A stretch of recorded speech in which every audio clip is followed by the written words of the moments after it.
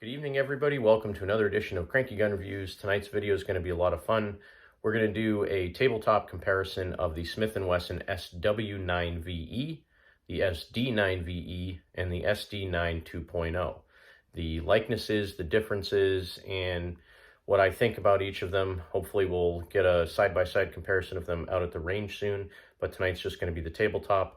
And before I get into the video, I just want to say that I have an awesome wife. She's very understanding. She's very loving and caring.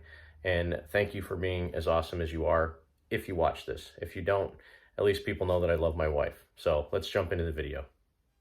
Now I'm going to have to preemptively warn you, there are going to be quite a few still shots in this video, and quite a bit of it is going to be voiceover as opposed to live recording, just because it's a little bit easier to convey some of what I'm doing with still shots and be able to point at things in the video. So bear with me as I go through this, but if there's anything that you viewers on my channel have proven is that a lot of you like the voiceovers and a lot of you like the extra information I put in there.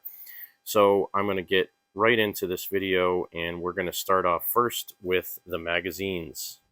I wanted to start off first with the magazines because I've had a lot of people over the last videos that I've had with the SW9 and the SD9 saying that the magazines are not interchangeable. Well, I can tell you, at least from the SW9VE, the SD9VE, and this SD9 2.0, the magazines are 100% interchangeable. I'm going to show you here in a minute. As far as you can tell, though, the outside of these magazines, the stamped steel, the followers, and everything is exactly identical. And these are all 10-round magazines because that's what my handguns came with in my estate. And you can see this last one here. This is actually the SW9VE magazine. It has the flat kind of squared off floor plate, but I will show you here in a second that all three of these magazines work very well interchangeably in all three of the guns.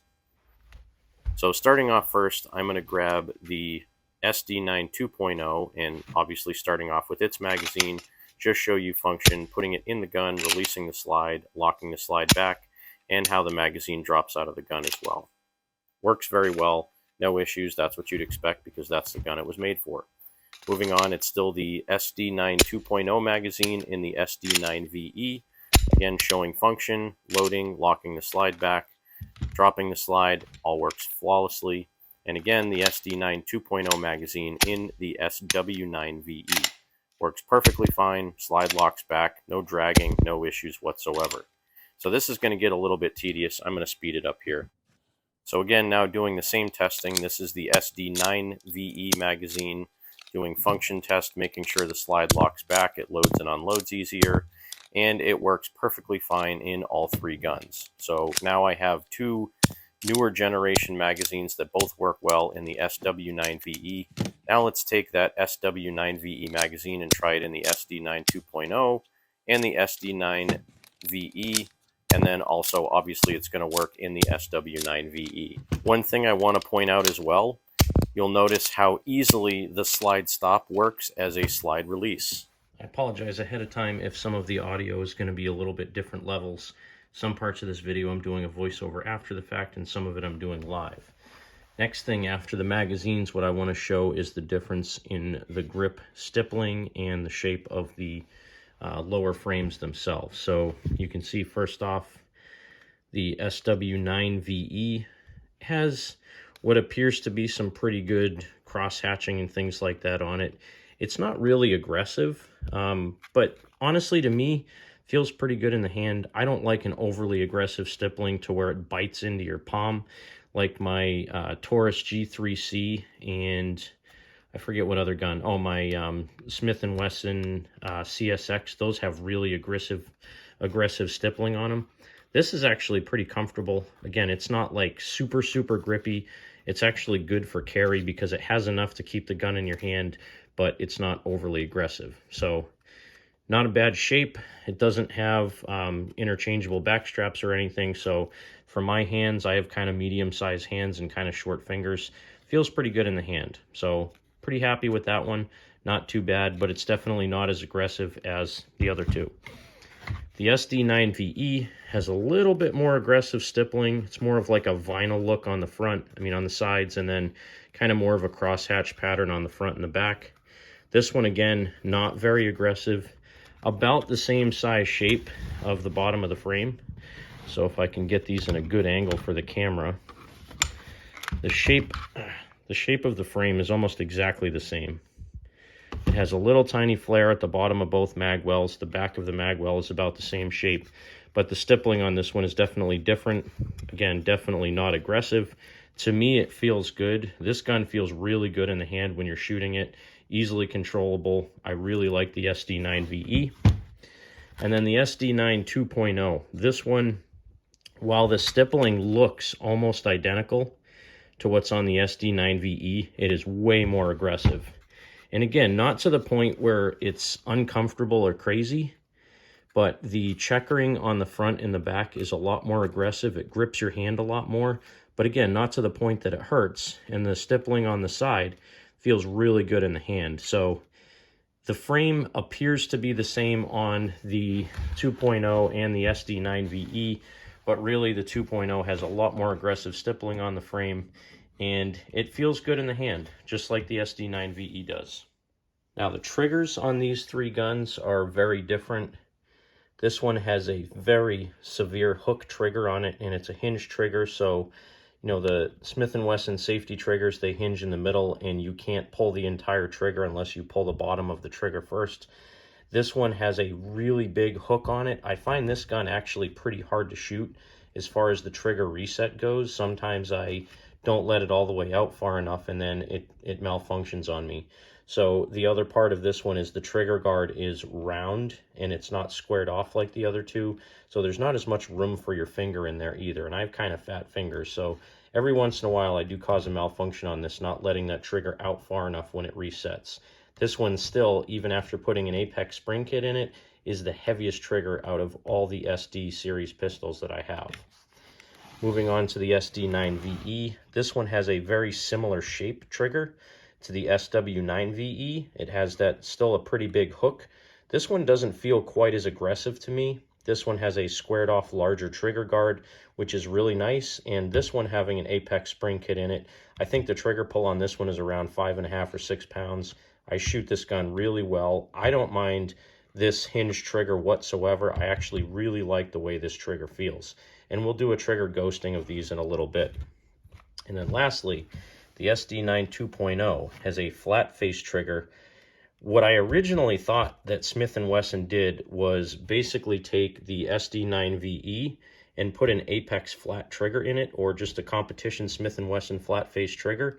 But the inside of these guns is very different. And this one being a kind of 2A unfriendly state gun actually still has about a 10.5 or 11 pound trigger. So right now the trigger pull is very heavy. But I will say I like the flat face trigger. I like the little tang safety in the middle of the trigger, the dingus or whatever you call it.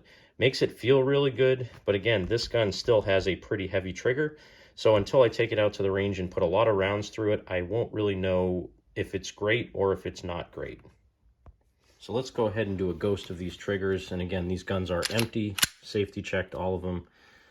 This is the trigger pull. And I've talked about this one before. This one is very heavy, even after putting an Apex spring kit in it. And the reset all the way out there. So the reset is basically all the way out. Let me do that once more. Reset is all the way out. I mean, the trigger's all the way out there. But very heavy trigger on this guy. It's going to take some getting used to for me to shoot this one really well. SD9VE, again, safety cleared. This one, the trigger's not quite as hooked as the other one. And this one has a lot of creep in it, but it's really soft. And reset, again, resets about 3/4 of the way out. Brakes there. This trigger I've gotten used to. It's very similar to how a shield trigger works. And again, with an Apex spring kit and a shield, they really shoot pretty well. This one is a little bit longer than a shield trigger though. So again, pretty different. And then lastly, the SD9 2.0. Again, gun is clear. It's got kind of a springiness to it. Like, so it starts out here. You get about a half of your travel is just springy. And then kind of a hard break. It's not super crisp, but you know when it's about to break and reset. is pretty far out and then breaks again. The one thing that I noticed that's weird about this trigger feels like it has double strike capabilities.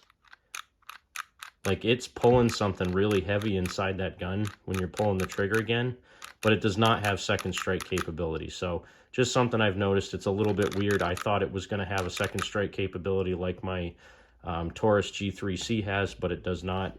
And I purposely haven't watched too many review videos about this yet because I really wanted to try to get an understanding for it and a feel for it myself. So the shape of the magazine wells is just about the same. The only thing you can see difference, the SW9VE has a kind of capped off bottom of the magazine well. The SD9VE and the SD9 2.0 are open. And you can see on the front of the SW9VE, it has a proprietary rail. This is something that a lot of gun companies did back in the 90s. They had a proprietary rail. So if you want to use a pick rail, you actually have to buy an adapter.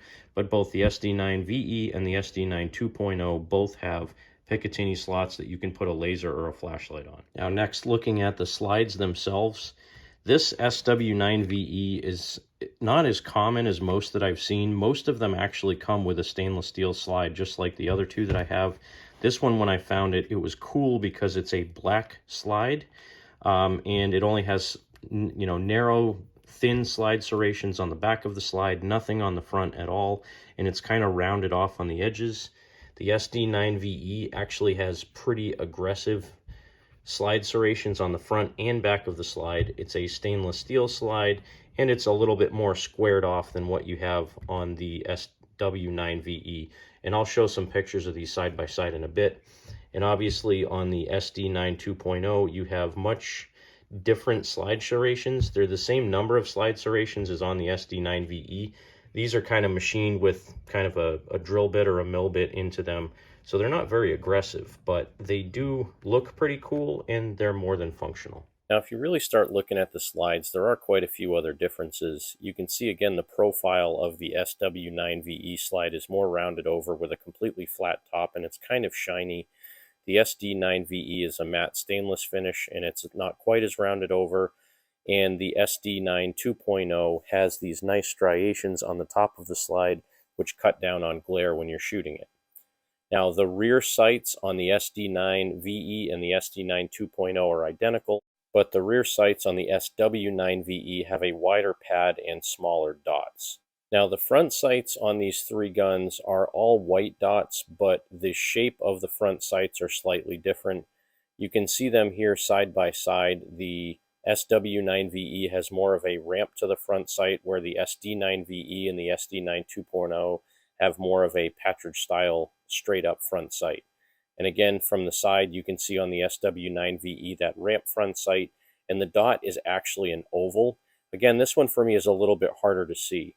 The SD9VE has that Patridge style front sight with a white dot embedded in it, a nice circular white dot that's very bright.